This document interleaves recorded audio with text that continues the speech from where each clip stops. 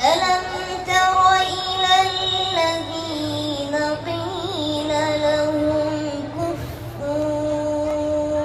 أيديكم وأقيموا الصلاة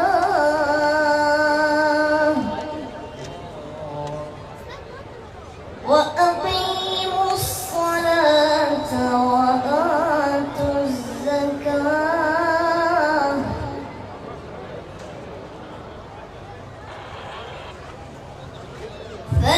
فلما كتب عليهم القتال إذا فريق منهم يخشون الناس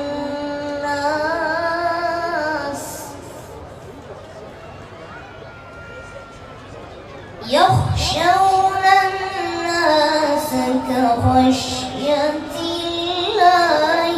أو أشد خشية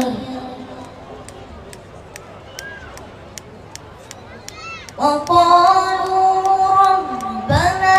لم كتبت علينا القتال لولا